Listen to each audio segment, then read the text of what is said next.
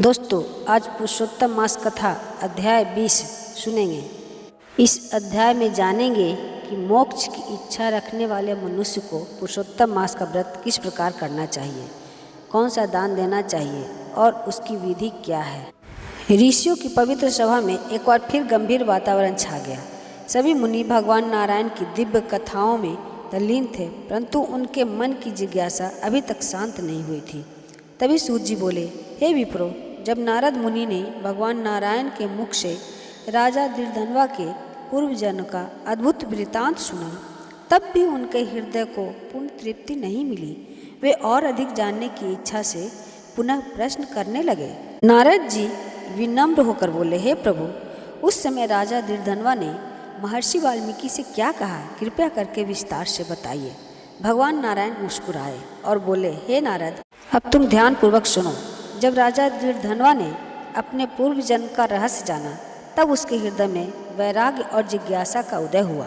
वे महर्षि वाल्मीकि के चरणों में प्रणाम कर विनीत भाव से बोले, हे मुनिश्रेष्ठ, मुझे बताइए कि मोक्ष की इच्छा रखने वाले मनुष्य को पुरुषोत्तम मास का व्रत किस प्रकार करना चाहिए, कौन सा दान देना चाहिए और उसकी विधि क्या है।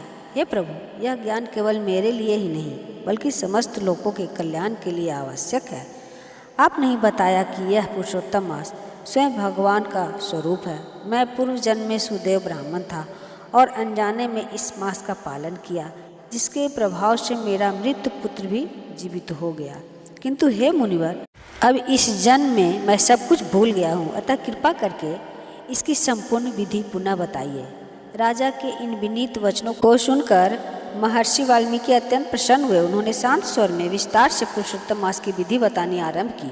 हे राजन, इस पवित्र मास में मनुष्य को ब्रह्म मुहूर्त में उठकर सबसे पहले भगवान का स्मरण करना चाहिए।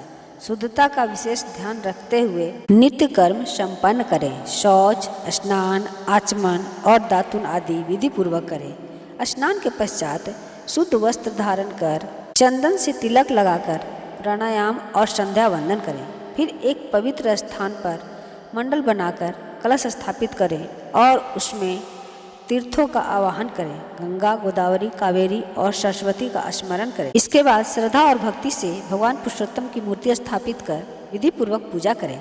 गंध, अक्षत, पुष्प, दीप और नैवेद्य अर्पित करें। हे राजन, यह शरीर बहुत दुर्लभ है। धन, घर, पुत्र ये सब बार बार मिल सकते हैं, परंतु यह मानव शरीर बार बार नहीं मिलता। इसलिए हमें धर्म के लिए उपयोग करना चाहिए। यह संसार क्षणभंगुर है।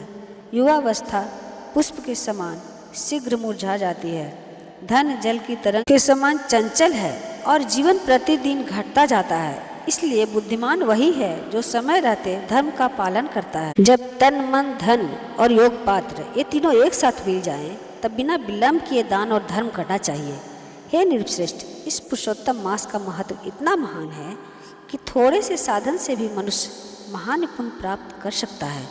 केवल स्नान, दान और भगवान विष्णु का स्मरण भी मनुष्य को बड़े बड़े संकटों से बचा लेता है। जैसे गंगा सभी नदियों में श्रेष्ठ है, वैसे ही सभी महीनों में पुरुषोत्तम मास सर्वश्रेष्ठ है। सभी महीनों में पुरुषोत्तम मास को सर्वोत्तम माना गया है। यह स्वयं भगवान का स्वरूप है, अतः श्रद्धा और भक्ति से इसकी पूजा करनी चाहिए। भगवान नारायण आगे बोले, हे नारद, इस प्रकार महर्षि वाल्मीकि ने राजा दृढ़धनवा को पुरुषोत्तम मास की संपूर्ण विधि और उसका गूढ़ रहस्य समझाया।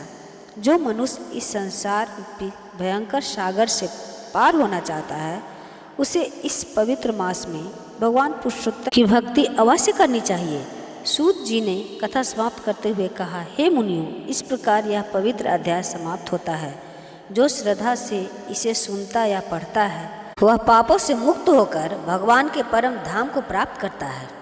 दोस्तों, वीडियो अगर अच्छी लगी हो तो लाइक करें, शेयर करें। चैनल पर नए हैं तो सब्सक्राइब भी कर लें और एक प्यारा सा कमेंट्स दें। जय श्री हरि।